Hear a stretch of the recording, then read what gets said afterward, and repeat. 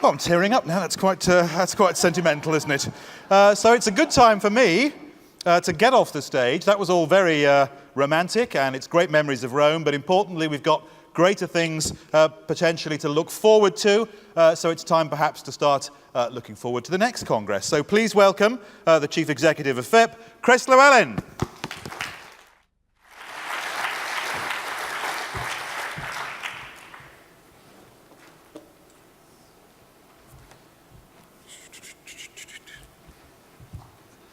Right, home straight now, and before we go any further, there's going to be some thank yous tonight, but there's three people who've had to listen to a lot of applause who deserve their own round of applause, I think.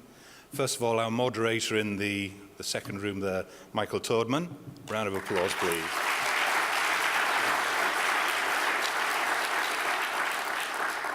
And I'd really like a round of applause for the shy, retiring Mike Hewitt.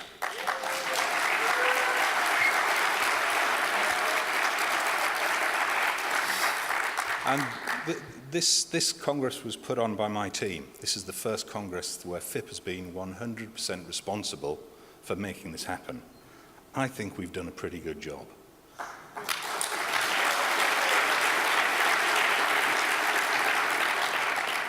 But the truth is, we're only the support team to the person who really made this happen, which is my events manager, Claire Jones.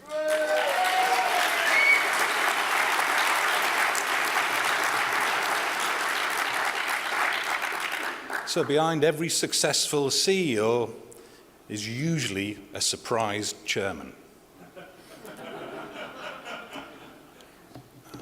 David Hill has been the chairman of FIP for the past 2 years. He's helped really shape this organization. He's been deeply thoughtful, fantastically supportive, occasionally threatening. But he really has been a wise counsel to me, and now it's time for him to depart. So a few words from David in a minute. There's two things I need to do. His departure means he will hand over to a new chairman. Now, a FIP tradition was created in New Delhi. This is a gavel. Can we see it? Now, one of the reasons you should never play Trivial Pursuit with me is the useless information I have. So in 1947, when the Republic of India was created, as a present, they gave to the United States an ivory gavel, which is used today in the Senate. The last chairman of FIP in New Delhi, Arun Puri, we suggested, wouldn't it be a good idea to hand over to an American chairman FIP's very own gavel to use in board meetings, which says quite a lot about how our board meetings are run. And so the tradition was instituted. So in a few moments, David will hand over the gavel to the new incoming chairman. So all I need to do now is to thank David and make him, give him a gift that we, the organization, have put together a small token of appreciation for the work you've done in the last few years.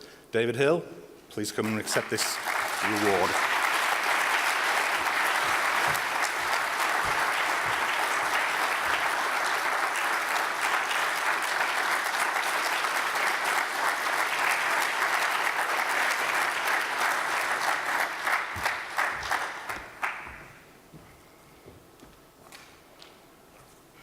Well, thanks, Chris.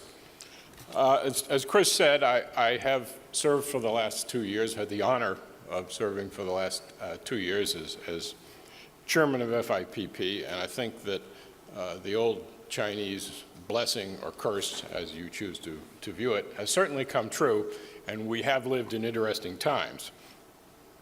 I think that anyone who does a job like this one would like to think that they leave the organization a bit better than they found it. And I guess I would like to think that FIP is perhaps a bit more digital than it was when I took over, or perhaps has a bit more B2B orientation than it used to have. But I'm a realist, and I realize that my legacy will be a gavel. So. Chris mentioned in his presentation this morning about all the different activities and functions and services that FIPP provides. And those include the publications, the information services, events such as this one.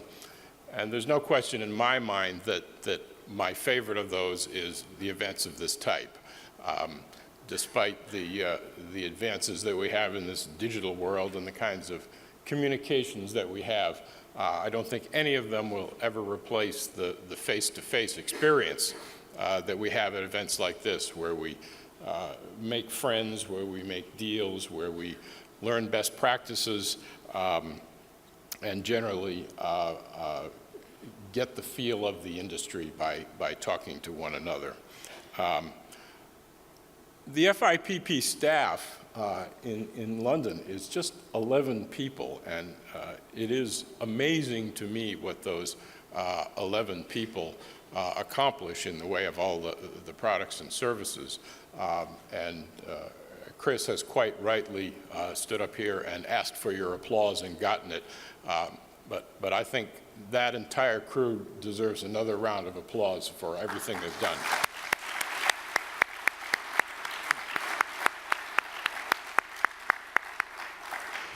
I also want to thank Chris both personally and professionally for everything he has done during my 2-year term. He told me at the beginning that he thought his job was to make it as easy as possible for those of us who also have day jobs, and he certainly did that. Now, when one has served a term such as this, one always worries a little bit about what will happen in the next chapter when you turn over the chairmanship to another individual. In this case, I really don't have to worry. I know what kind of trouble you're in. The next chairman of FIPP is a man who, in the best sense of the word, is larger than life. He is a raconteur, a gourmet cook, but most important, he is one of the smartest publishers and media executives active in the world today. And so it is my privilege to turn over this FIPP gavel to the new chairman of FIPP, Fabrizio D'Angelo from Burda International.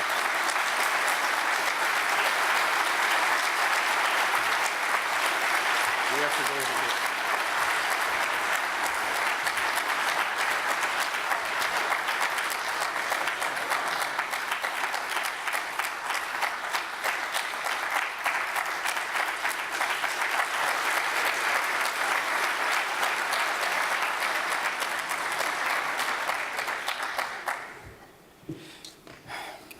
So, yesterday I asked one of my mentors if I was meant for the first time in my life to say something serious and respectable. He said, "Don't even try, you would not be credible." So, because I trust this man and he's a very good friend, I will not try to be serious, because it's something I was never able to do. Let me just tell you what my mama and papa said about this. My mother on the phone said, "Really? They have chosen you as a chairman of FIPP? I could not imagine that the crisis of magazine would be so deep." And thank you. Then I also had my father on the phone, and he mumbled something about shortage of talent in the industry. So this is the picture. This is what people that really know me think. So I will not say anything else, if not that there's one thing that is really true in what David said about me. I actually can cook. And the other thing I can promise, because basically what I have to do is to try and help Chris and the great FIPP team that I've been knowing for years to get to the next Congress alive. The only thing I can absolutely promise to all of you is that I will personally take care of the wine list of the next Congress, because that's where that's where I think I can really help make a difference. For all the rest, there is MasterCard, as we all know. So one serious second is I've been a member of FIP since I started working in this industry 15 years ago. So I need to say just one true thing. I'm really honored for what has happened. And I'll try to do my modest best to help and to get to the next Congress.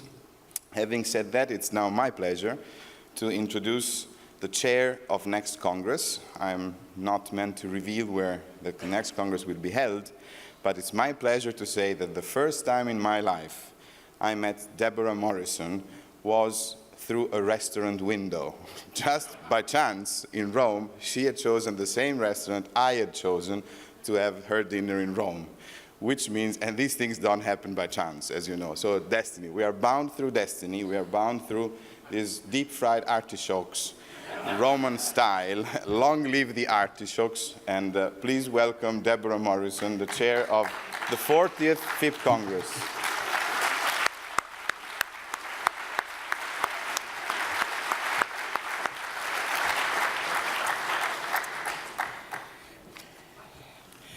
Thank you, Fabrizio, for that very kind introduction. And let me assure you that where we're going, I would love nothing better than to help you with the wine selections. I'd also like to congratulate you on your new role. And I'd like to express my appreciation to Chris and the board and team of FIP and everyone involved for their efforts in making this year's extraordinary event such a great success. This has been a terrific Congress, don't you think? Thanks.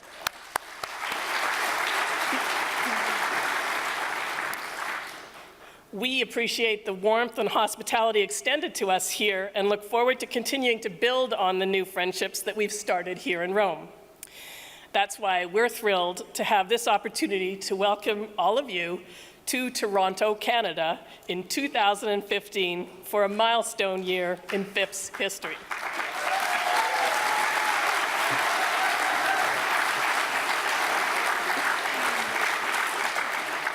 I'm glad you're so excited. It must be the wine. So, how will the Canadian Congress add to this success? We guarantee that FIP's 40th Congress will build on the strengths and excellence that FIP's World Magazine media community brings to every project, every program, and every aspect of this business that, let's face it, no matter what challenges we're facing, we love it, and we love to be in it. As for Toronto, Canada, the city awaits. With 5.6 million residents, Toronto is the fourth largest North American city, the largest city in Canada, and the center of the nation's financial services, and it's home to 75% of Canada's magazine media industry. Toronto is also recognized as one of the most ethno-culturally diverse cities in the world, with over 120 languages spoken and neighborhoods in both the heart of downtown and throughout the city that reflect that diversity. Simply put, it's a great place to do business, and it's an awesome place to be. To sweeten the deal, my colleagues from Magazines Canada and I are leaving you with 2 tastes of Toronto, Canada. This first is a little gift of maple syrup, and you'll receive it on your way out. And we'd also like to present this short video about where you're going to next. Thank you.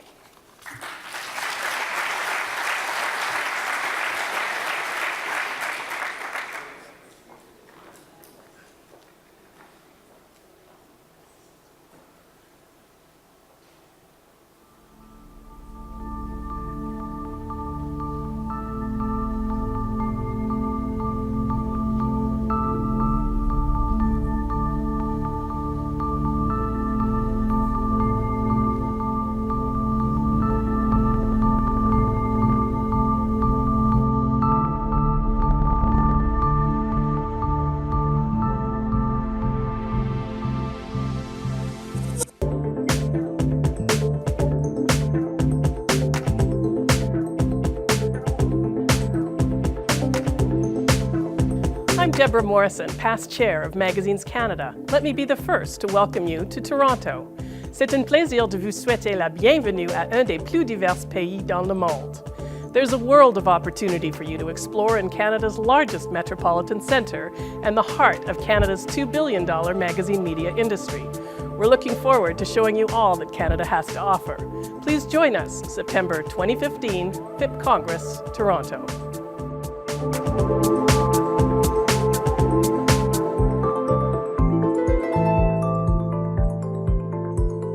I'm David Whitaker, President and CEO of Tourism Toronto. On behalf of all of us in the hospitality industry, I want to welcome you to Toronto and welcome you to Canada.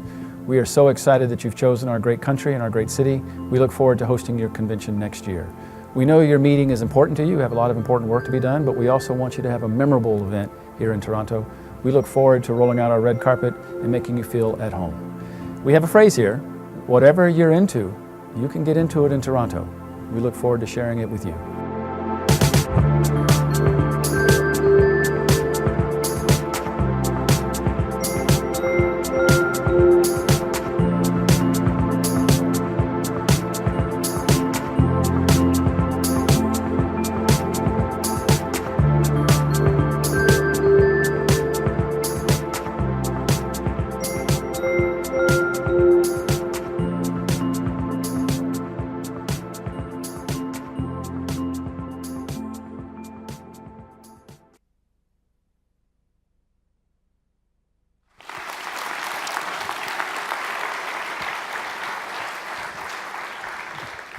Just when you thought it was safe to go back in the water, he's back. Sorry, but that is the conclusion of this year's conference, and I have one more housekeeping point to make. It is vitally, vitally important, it says here, that you do wear your badges for the FIP dinner this evening. And just reminders, Western Excelsior 7:30, Bernini Bristol 7:30, Marriott Courtyard 7:20, and here at the Cavalieri 7 o'clock. Enjoy dinner. Thank you.